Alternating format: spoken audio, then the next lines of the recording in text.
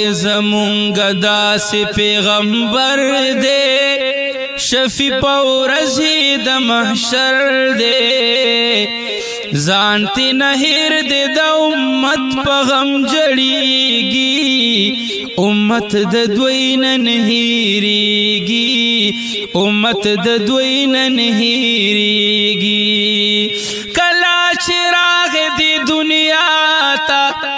په سجده پریوتو الله تا دوی ویل غواړم امتیان می رب معاف کړي عاشقان می و محبوب می دومره وفادار دی د پاک الله سره رازدار دی د محبت اوښکې مخ باندې بهیږي امت د دوی نه نه هېرېږي وای زمونږ داسې پیغمبر دی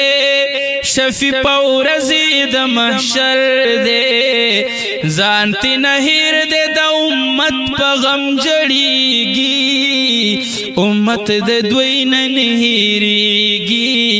امت د دوی نه نه هېرېږي او په امتیانو مهربان دی رازدار د رب پلا مکان دی دیدار کړی د الله دی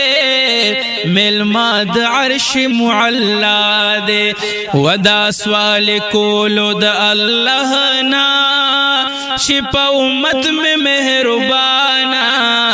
اے زما ربنا دانان دین پوهیږي امت د دوی نه نه هېرېږي وای زمونږ داسې پیغمبر دی شفیع په ورځې د محشر دی ځان ترې نه هېر دی د امت په غم جړېږي امت د دوی نه نه هېرېږي امت د دوی نه نه هېرېږي الله ویل تا به رضا کړمه تا په محشر کې به پخلا کړمه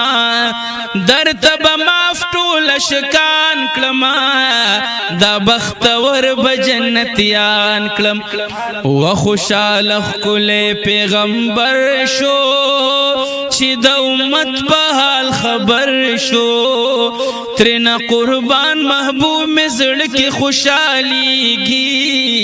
امت د دوی نه نه هېرېږي وای زمونږ داسې پیغمبر دی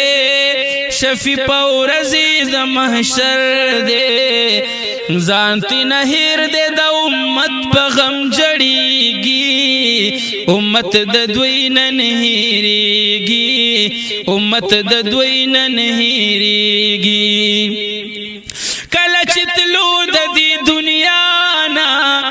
امت بیا غوښتو الله نه امت یادو زن کدن کې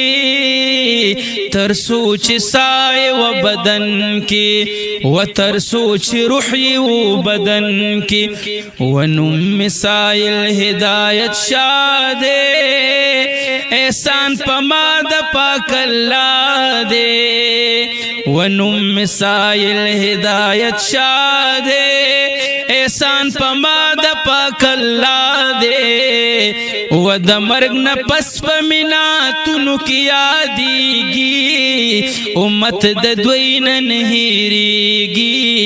امت د دوی نه نه هېرېږي وای زمونږ داسې پیغمبر دی شفیع په ورځې د محشر دی